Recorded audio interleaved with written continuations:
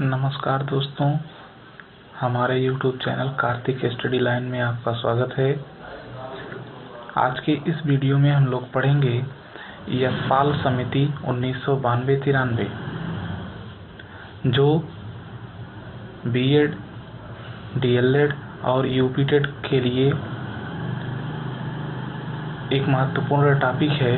यशपाल समिति से 100% लगभग क्लियर है कि 1 से 2 प्रश्न जरूर पूछा जाता है।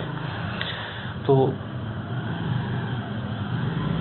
आते हैं हम अपने टॉपिक पर। यशपाल समिति में यदि हम आप लोगों को बताएं तो सिर्फ 2 ही 3 पॉइंट ऐसा है जिसे याद करने से आपके डीएलएड में आप अपने प्रश्नों को हल कर सकते हैं। लेकिन ये डिटेल में जानना होगा तो हमारे इस नोट्स को पूरा देखिए। मुख्यतः यशपाल समिति जो था वह उसके लिए एक छोटा सा शब्द था, शिक्षा बिना बोझ के। कई बार पूछा है यह कि शिक्षा बिना बोझ के किसने दिया है। एक ये हो गया यशपाल समिति कब बनी थी, 92-93 या सिर्फ 93 मिले तब भी सही रहेगा। यशपाल समिति के अध्यक्ष कौन थे, प्रोफेसर यशपाल। बस इसके अलावा यदि डिटेल में जानना हो तो आप हमारे इस वीडियो को अंत तक देखिएगा। इसके लिए हमारे चैनल को सब्सक्राइब करके रखिए जिससे आने वाले नए वीडियो का नोटिफिकेशन आपके पास तुरंत पहुंचे। देखिए, भारत में बच्चों के शैक्षिक बोझ तथा शिक्षा की अवनति, देखिए शैक्षिक बोझ तथा शिक्षा की अवनति की बात की गई है। मतलब शैक्षिक व्यवस्थाओं में या शैक्षिक प्रक्रिया में गिरावट होता हुआ दिखाई दिया। इन दोनों बड़ी समस्याओं पर विचार करते हुए तत्कालीन राज्यसभा सदस्य श्री R.K. नारायण तथा तत्कालीन मानव संसाधन विकास मंत्री कपिल सिब्बल ने प्रोफेसर यशपाल की अध्यक्षता में 1992 में राष्ट्रीय सलाहकार समिति का गठन किया, जिसमें कुल 8 सदस्य थे। इस समिति के अध्यक्ष, इसे याद करिएगा, 8 सदस्य टोटल। इस समिति के अध्यक्ष प्रोफेसर यशपाल थे। अतः इस समिति का नाम इन्हीं के नाम पर यशपाल समिति रख दिया गया। इसका जो मुख्य उद्देश्य था उसको हम लोग देखते हैं। शिक्षा प्रणाली में सुधार करना, प्राथमिक शिक्षा को अधिक रुचिकर तथा गुणवत्तापूर्ण बनाना, छात्रों की समझ में वृद्धि करना, पाठ्यक्रम को व्यवस्थित करना, परीक्षा प्रणाली को रुचिकर बनाना और सबसे ज्यादा जोर बस्ते के बोझ को कम करना। ये देखिएगा, ये पॉइंट डायरेक्ट रखता है ऑप्शन में। बैग के या बस्ते के बोझ को कम करना, या इससे तात्पर्य ये है कि शैक्षिक बोझ को कम करना, बालक को पूर्ण रूप से फ्री रखते हुए उन्हें किताबी ज्ञान से न जोड़कर बाहरी ज्ञान से जोड़ करके उन्हें शिक्षा प्रदान की जाए, इस पर बल दिया था। इसका मुख्य उद्देश्य यही था। आगे देखते हैं। इस समिति ने CBSE और NCERT, दोस्तों कुछ फुल फॉर्म पूछता है, उसे हम अपने जितने भी वीडियो हैं, जो भी ऐसे शब्द आए हैं उस पर हमने फोकस किया है। CBSE और NCERT दोनों का फुल फॉर्म आप लोगों को संभवतः पता ही होगा। CBSE का नाम हम लोग शुरू से सुनते आए हैं। मान लीजिए NCERT की बात आती है तो आज डीएलएड के समय या आज लगभग 4-5 सालों से बहुत ज़्यादा हम लोगों के संज्ञान में आ रहा है। मूलतः NCERT जो बना था 1961 में बना था, लेकिन वो हम लोग का जो ज्ञान का क्षेत्र था, शिक्षा प्राप्त करने का क्षेत्र था, वह इस स्तर तक नहीं था, इसलिए यह अभी तक हम लोगों से नहीं मिल पाया था। CBSE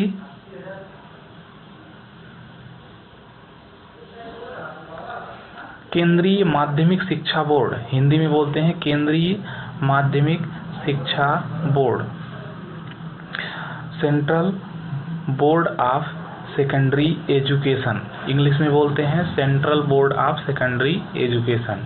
NCERT राष्ट्रीय शैक्षिक अनुसंधान एवं प्रशिक्षण परिषद, फिर से राष्ट्रीय शैक्षिक अनुसंधान एवं प्रशिक्षण परिषद, इंग्लिश में बोलेंगे national council of education research and training, national council for education research and training. देखिए, इनके पाठ्यक्रम तथा पुस्तकों का अध्ययन किया, साथ ही तत्कालीन स्कूली पाठ्यक्रम एवं प्रधानाचार्यों, शिक्षकों, शिक्षा बोर्डों के अध्यक्ष एवं शिक्षाविदों से विचार विमर्श करके 15 जुलाई 1993 को कमेटी ने, इस यशपाल समिति ने अपना प्रतिवेदन प्रस्तुत किया, जिसका शीर्षक था शिक्षा बिना बोझ के। आगे देखते हैं इस समिति ने क्या सुझाव दिए। मूलतः 3 चीजें थी: समस्या का स्वरूप, समस्या का कारण और समस्या का समाधान। समस्या का स्वरूप क्या था, मतलब समस्या किस तरह की थी, उस पर देखेंगे। पढ़ाई कम उम्र में ही शुरू करना। जब बालक का जो विकास है, शारीरिक विकास और मानसिक विकास, उस एक निश्चित स्तर पर आ जाए जहां से वह उसके अंदर ग्रहण करने की क्षमताएं आ जाएं, वहां से पढ़ाई शुरू होती है तो अच्छा होता है। बच्चों को परीक्षा का भय, वे परीक्षा की भय से पूरी तरह ग्रसित रहते हैं, तो इस तरह से ये कुछ समस्याएं दिखी। पाठचर्या को पूरा करना शिक्षकों का एकमात्र लक्ष्य है। बड़ी कक्षाएं, भारी पुस्तक या कठिन पुस्तकें कह सकते हैं। पाठ्य सामग्री बच्चों के वास्तविक जीवन से संबंधित नहीं था। बस्ते का बोझ प्राथमिक स्तर पर अधिक था। ये समस्या के स्वरूप थे। इसके कारण को देख लेते हैं। सेवाकालीन प्रशिक्षण एक परंपरा था, मतलब सेवाकालीन प्रशिक्षण की बात यदि आती थी तो औपचारिकता एक निभाई जाती थी उसमें। दूसरी चीजें थी, परीक्षा का आधार अंक प्राप्त करना था। यह भी समस्या का कारण था। अंक प्राप्त नहीं करना है, बल्कि हमें अपनी समझ को विकसित करना है, जो एनसीएफ कहता है। अगला है शिक्षकों के व्यवहार की कमी, पाठचर्या पाठ्यपुस्तकों का केंद्रीकृत स्वरूप, स्कूल में शैक्षिक वातावरण का अभाव। समस्या के समाधान के लिए इन्होंने जो अपना तर्क दिया, इस पॉइंटों को आप विशेष रूप से फोकस करिएगा। जैसे आपसे पूछता है कि इनका यशपाल समिति की कुछ विशेषताएं बताइए, तो आप इस पॉइंट को लिखिएगा।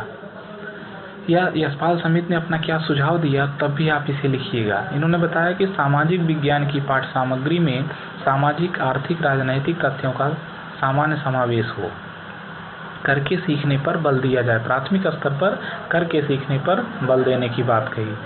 विज्ञान में प्रयोगशाला कार्य पर अधिक बल, स्थानीय भाषा का प्रयोग, पत्राचार के माध्यम से बीएड पाठ्यक्रम को समाप्त किया जाए। ये देखिए यशपाल समिति का सबसे महत्वपूर्ण सुझाव था। यशपाल समिति ने बताया कि पत्राचार या दूरस्थ शिक्षा के माध्यम से जो प्रशिक्षण लेते हैं बीएड का, इसको समाप्त किया जाए। दूरदर्शन पर शैक्षिक कार्यक्रम उपलब्ध कराया जाए। स्कूलों को मान्यता देते समय मानदंडों का पालन हो और शिक्षक छात्र के मौजूदा अनुपात जो है वह 1:40 का हो, मतलब 1 शिक्षक और 40 छात्रों का अनुपात हो, तो शैक्षिक व्यवस्थाएं भी सुदृढ़ हो सकती हैं। यशपाल समिति के लिए जो हमारा महत्वपूर्ण फैक्ट था वह इतना ही है। आज के इस वीडियो में इतना ही। अगले दिन हम फिर अपना वीडियो आपके साथ साझा करेंगे। नमस्कार।